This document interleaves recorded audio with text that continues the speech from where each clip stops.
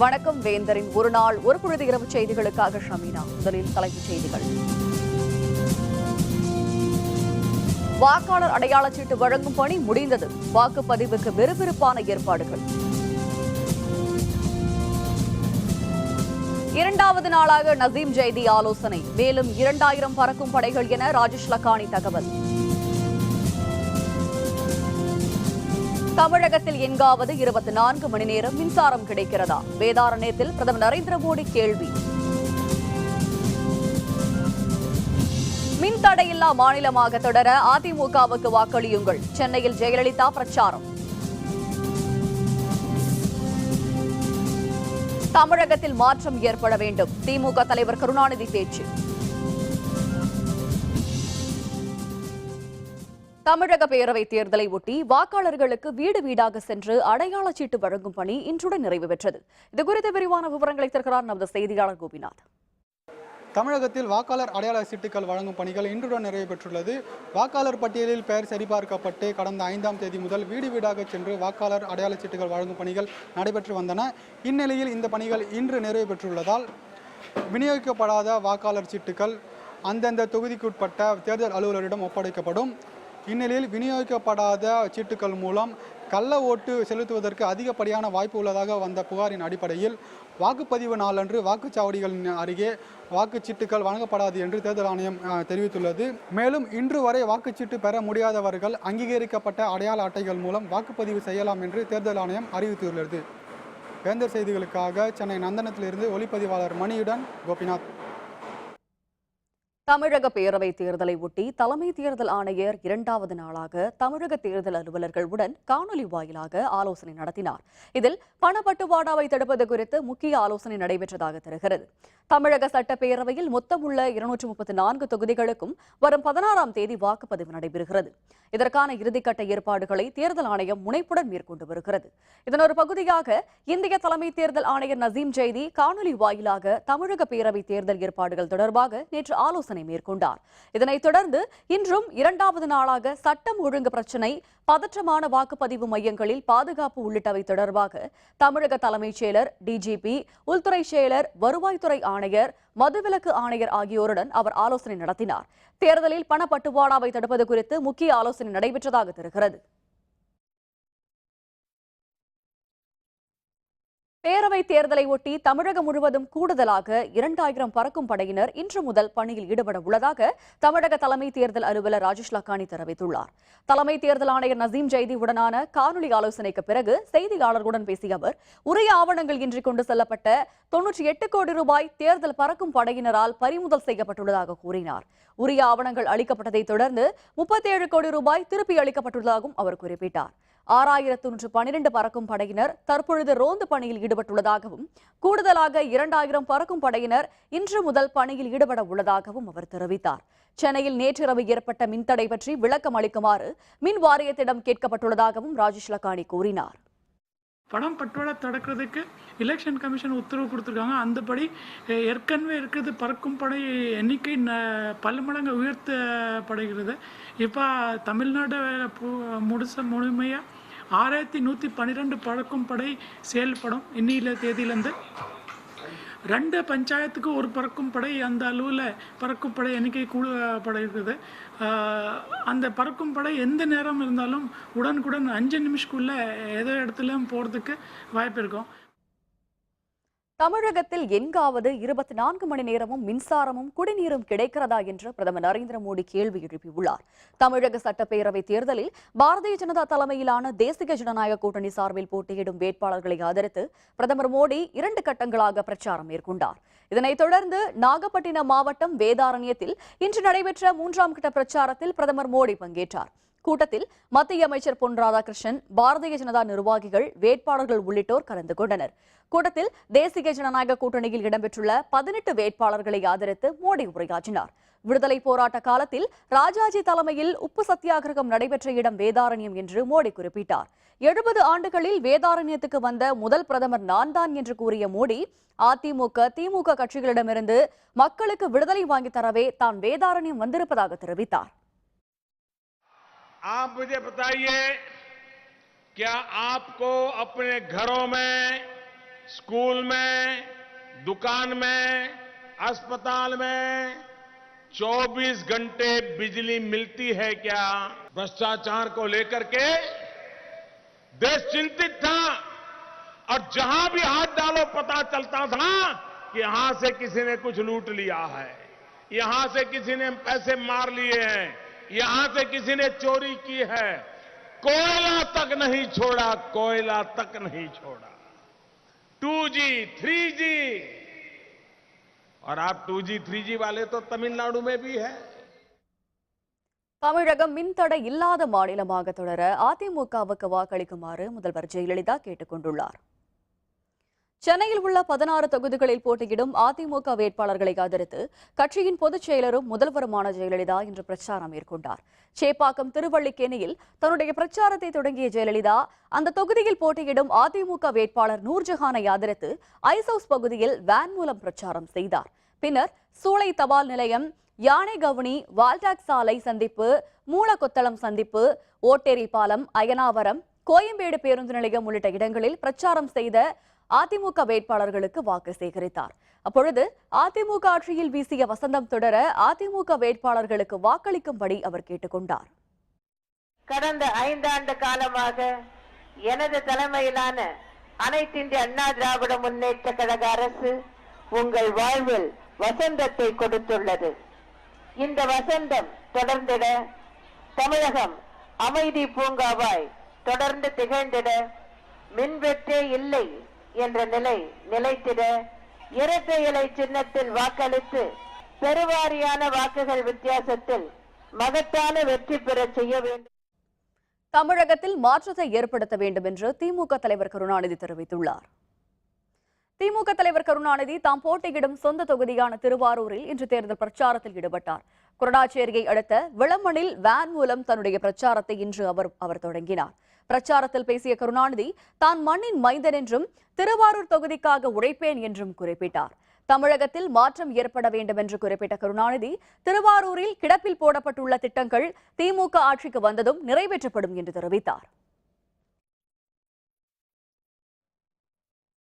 சென்னையில் உள்ள திமுக MLA KC பழனிசாமியின் மகன் வீட்டிலிருந்து கணக்கில் வராத 1.5 கோடி ரூபாயை பறிமுதல் செய்து வருமான வரித்துறை அலுவலர்கள் விசாரணை நடத்தி வருகின்றனர். திமுகவைச் சேர்ந்த KC பழனிசாமி கரூர் மாவட்டம் அரவக்குறிச்சி தொகுதியின் எம்எல்ஏவாக உள்ளார். இவர் வரும் சட்டப்பேரவை தேர்தலில் மீண்டும் அதே தொகுதியில் திமுக சார்பில் போட்டியிடுகிறார். சென்னையில் உள்ள இவரது மகன் சிவராமன் 10 கோடி ரூபாய் அளவுக்கு வரி ஏய்ப்பு செய்ததாக வருமான வரித்துறையினர் கண்டுபிடித்தனர். இதனையடுத்து வருமான வரித்துறையினர் அவரது வீட்டில் சோதனை நடத்தினர். இதில் கணக்கில் வராத 1.5 கோடி ரூபாயை அலுவலர்கள் பறிமுதல் செய்தனர்.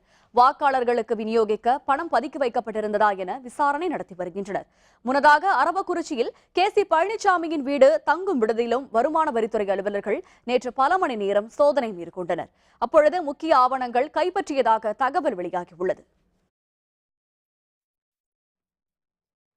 நீதித்துறை மீதான நம்பிக்கை மீண்டும் வலுப்பெற்றுள்ளதாக நம்பிக்கை வாக்கெடுப்பில் வெற்றி பெற்ற உத்தரகண்ட் மாநில முன்னாள் முதல்வர் ஹரிஷ் ராவத் தெரிவித்துள்ளார். உத்தரகண்ட் மாநிலத்தில் நேற்று நடைபெற்ற நம்பிக்கை வாக்கெடுப்பில் ஹரிஷ் ராவத் தலைமையிலான அரசு வெற்றி பெற்றதாக உச்சநீதிமன்றம் அதிகாரப்பூர்வமாக அறிவித்தது.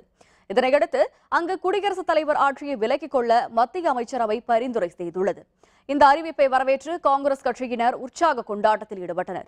ஹரிஷ் ராவத் வீட்டின் முன்பு கூடிய அவர்கள் ஒருவருக்கொருவர் இனிப்புகளை வழங்கி வாழ்த்துக்களை பரிமாறிக்கொண்டனர். இதனையடுத்து செய்தியாளர்களுடன் பேசிய ஹரிஷ் ராவத் இந்த வெற்றி வரலாற்று சிறப்புமிக்க வெற்றி என்றும் இக்கட்டான சூழ்நிலையில் தன்னுடன் இருந்த கட்சியினருக்கு நன்றியை தெரிவித்துக் கொள்வதாகவும் குறிப்பிட்டார். From high court to supreme court मैं न्यायपालिका को बहुत बहुत धन्यवाद देना चाहता हूं और इससे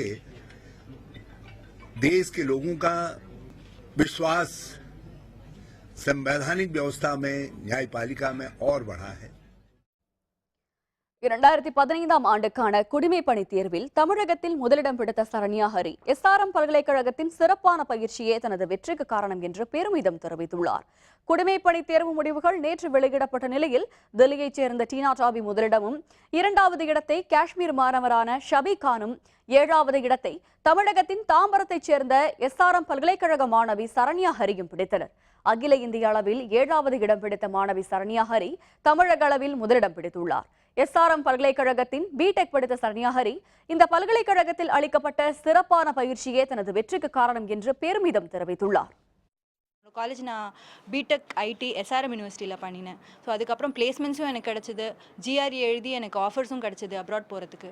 ஸோ அதெல்லாம் டிக்ளைன் பண்ணிவிட்டு நீ இங்கே இரு, நேஷனுக்கு சர்வ் பண்ணு அப்படின்னு மோட்டிவேட் பண்ணது என்னோட அப்பா தான். எனக்கு சோஷியாலஜியில் கொஞ்சம் இன்ட்ரெஸ்ட் இருக்கனால விமன் அண்ட் சைல்டு அந்த ஏரியாஸில் எனக்கு கொஞ்சம் இன்ட்ரெஸ்ட் ஜாஸ்தி. ஸோ ஆஸ் ஆஃப் நவ் ஒரு ஆஸ்பிரண்ட்டாக நான் தியோரிட்டிக்கலாக நிறையா படிச்சிருக்கேன். அது ப்ராக்டிக்கலாக நான் எந்த அளவு அப்ளை பண்ண போகிறேன்னு சீட்டில் உட்காந்தா தான் தெரியும். தவறாக பிரச்சாரம் செய்யும் ஜெயலலிதா, மு.க. ஸ்டாலின் குற்றச்சாட்டு. விவரம் விளம்பர இடைவேளைக்கு பிறகு.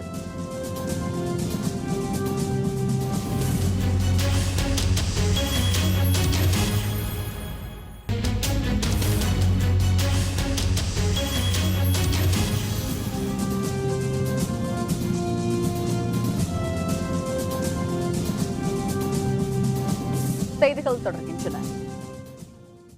வேலூர் கூட்டு குடிநீர் திட்டத்திற்கு முட்டுக்கட்டை போட்ட ஜெயலலிதா தான் அந்த திட்டத்தை நிறைவேற்றியதாக தவறாக பிரச்சாரம் செய்கிறார் என மு.க. ஸ்டாலின் தெரிவித்துள்ளார். வேலூர் மாவட்டம் திருப்பத்தூர் மற்றும் ஜோலார்பேட்டை தொகுதிகளில் போட்டியிடும் திமுக வேட்பாளர்களை ஆதரித்து ஸ்டாலின் இன்று பிரச்சாரம் மேற்கொண்டார். அப்பொழுது மக்களை சந்திக்காத ஆட்சியாக அதிமுக ஆட்சி உள்ளது என்று அவர் குறிப்பிட்டார்.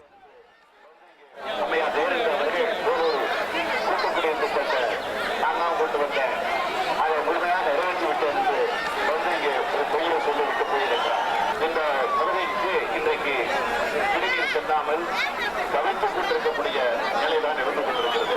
ஆக 19ஆம் தேதிக்கு பிறகு இந்த வேலூர் மாவட்டத்தினுடைய இந்த கூட்டு குடிநீர் திட்டத்தை முழுமை பெறக்கூடிய வகையில குறைந்தது 1 மாத காலத்திற்குள்ள மத்திய அரசிடமிருந்து புதுச்சேரிக்கு மாநில தகுதியை கேட்டு பெறும் தகுதி முதல்வர் ரங்கசாமிக்கு இல்லை என காங்கிரஸ் முன்னாள் மத்திய அமைச்சர் நாராயணசாமி தெரிவித்துள்ளார். புதுச்சேரியில் காங்கிரஸ் திமுக கூட்டணி சார்பாக முதலியார்பேட்டை தொகுதியில் போட்டியிடும் திமுக வேட்பாளர் லயன் சுரேஷை ஆதரித்து பிரச்சாரம் மேற்கொண்ட நாராயணசுவாமி இதனை தெரிவித்தார்.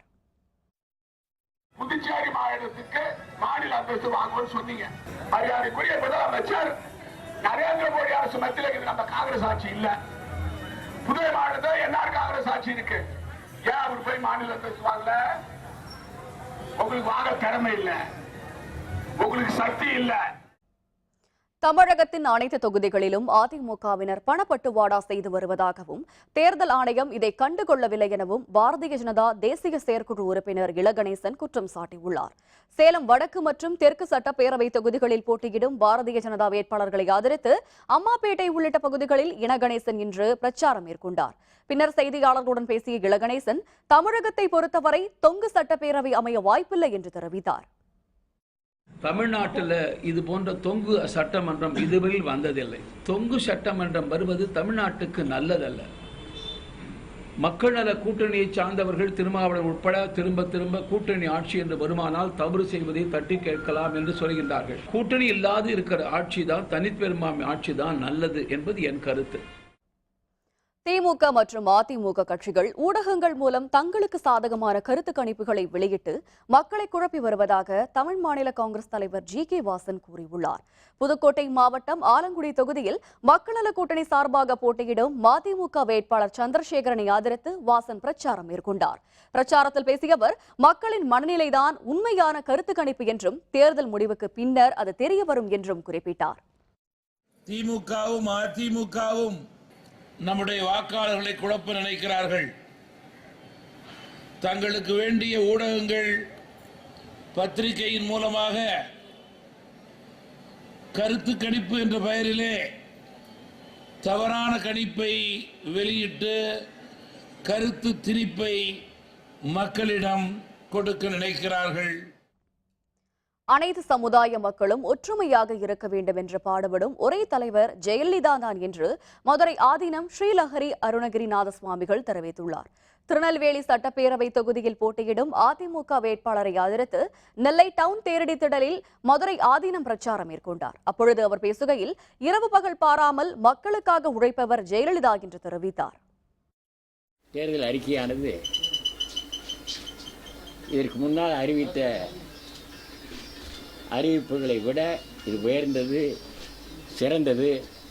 நம் மக்களுக்கு எல்லா வகைகளிலும் நலம் பெறத்தக்க அளவிலே இந்த புதிய அறிவிப்பு நம் மக்களுக்கு கிடைத்திருக்கிறது. காஞ்சிபுரம் மாவட்டம் காட்டாங்குளத்தூரில் உள்ள எஸ்ஆர்எம் பல்கலைக்கழகத்தில் நடைபெற்ற கலந்தாய்வு நிகழ்ச்சியில் 100 மாணவ மாணவிகளுக்கு கல்வி உதவித்தொகை வழங்கப்பட்டது. எஸ்ஆர்எம் பல்கலைக்கழகத்தின் பிடெக் மாணவர் சேர்க்கைக்கான கலந்தாய்வு இன்று தொடங்கியுள்ளது. வரும் 20ஆம் தேதி வரை நடைபெறவுள்ள கலந்தாய்வில் பங்கேற்க இந்தியாவின் பல்வேறு மாநிலங்களைச் சேர்ந்த மாணவ மாணவிகள் கலந்து கொள்கின்றனர். கலந்தாய்வின் முதல் நாளான இன்று பல்கலைக்கழக நிறுவனர் வழங்கும் 100 மாணவ மாணவிகளுக்கான கல்வி உதவித்தொகை வழங்கப்பட்டது. மாணவர்களின் சிந்தனை ஆற்றலை வளர்க்கும் வகையில் இந்தியாவை வெற்றி பெறச் செய்வது எப்படி என்பது உள்ளிட்ட 3 தலைப்புகளில் நடைபெற்ற கட்டுரை போட்டியில் வெற்றி பெற்ற 9 மாணவர்களுக்கு தங்கப் பதக்கமும் சான்றிதழ்களும் வழங்கப்பட்டன. விழாவில் பல்கலைக்கழக இயக்குநர் டாக்டர் முத்து சுப்பிரமணியன், பல்கலைக்கழக பதிவாளர் பேராசிரியர் என் சேதுராமன் மற்றும் பல்கலைக்கழக உயர் அலுவலர்கள் கலந்து கொண்டனர்.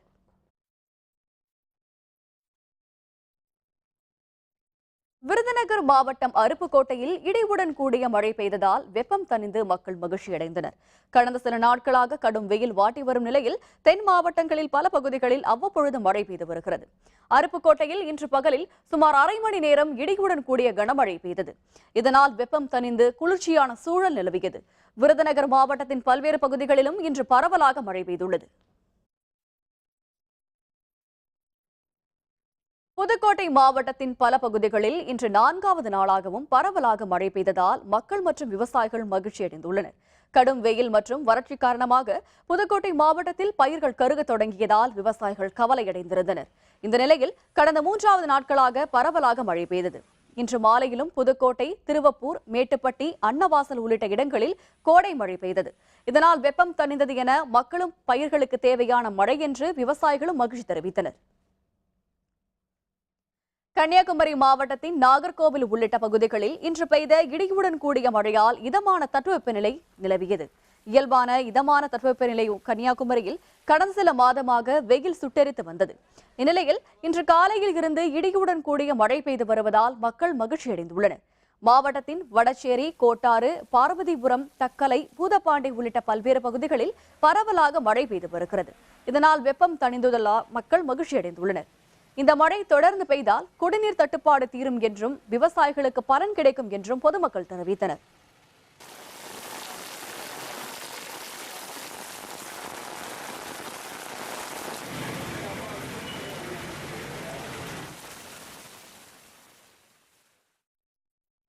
ஈராக்கில் கார் குண்டுவெடிப்பு, 50க்கும் மேற்பட்டோர் பலி. விவரம் விளம்பர இடைவேளைக்கு பிறகு.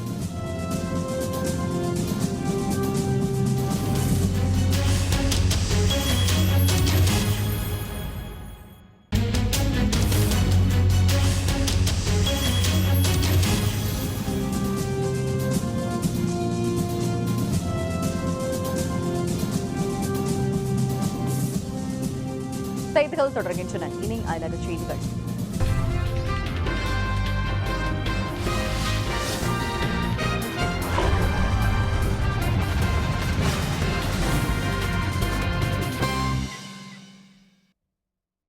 ஈராக் தலைநகர் பாக்தாத்தில் காரில் வைக்கப்பட்ட குண்டு வெடித்ததில் 50க்கும் அதிகமானோர் பலியானார்கள். 60 பேர் படுகாயமுற்றனர். மனிதர்கள் நடமாட்டம் அதிக உள்ள சந்தை பகுதியில் இந்த தாக்குதல் நடைபெற்றுள்ளது.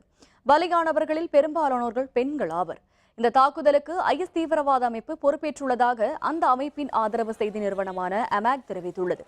தற்பொழுது குண்டுவெடிப்பு நிகழ்ந்த அதே இடத்தில்தான் கடந்த ஆண்டு 2 தற்கொலைப்படை தீவிரவாதிகள் நடத்திய தாக்குதலில் 70 பேர் பலியானது நினைவு கூறத்தக்கது.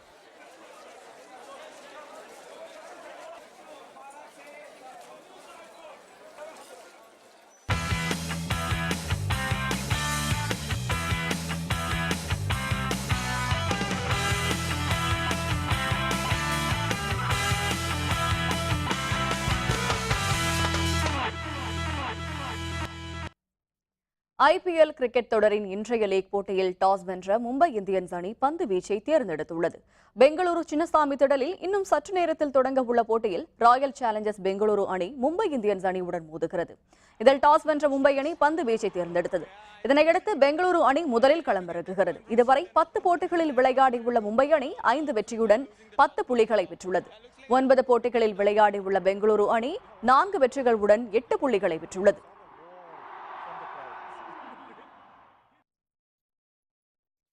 அமெரிக்க அமெரிக்காவில் நடைபெற்ற பாய்மர படகு போட்டியில் பிரான்ஸ் வீரர் பிரான்சுவா கெபாட் வெற்றி பெற்றார். டிரான்ஸ் அட்லாண்டிக் பாய்மர படகு போட்டி நியூயார்க்கில் நடைபெற்றது. இதில் பல்வேறு நாடுகளைச் சேர்ந்த வீரர்கள் கலந்து கொண்டனர். பிரான்ஸ் நாட்டு வீரர் கெபாட் மேசிவ் பெயரிடப்பட்ட தனது பாய்மர படகின் மூலம் போட்டி தொலைவான 3050 கடல் மைல்களை 8 நாட்கள் 8 மணி நேரம் மற்றும் 54 நிமிடங்களில் கடந்து சாம்பியன் பட்டத்தை தட்டிச் சென்றார். வானிலையில் பெரிதளவில் எவ்வித மாற்றமும் ஏற்படாமல் இருந்தது தனது வெற்றிக்கு ஒரு காரணம் என்று கெபாட் தெரிவித்தார்.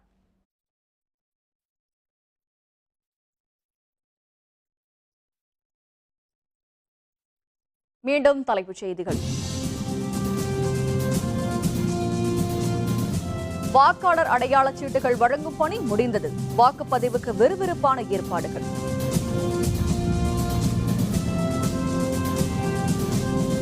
இரண்டாவது நாளாக நவீம் ஜெய்தி ஆலோசனை. மேலும் 2000 பறக்கும் படைகள் என ராஜேஷ் லக்கானி தகவல்.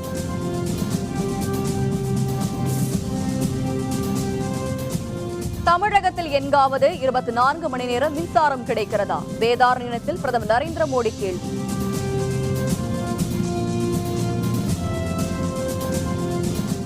மின் தடையில்லா மாநிலமாக தொடர அதிமுகவுக்கு வாக்களியுங்கள். சென்னையில் ஜெயலலிதா பிரச்சாரம்.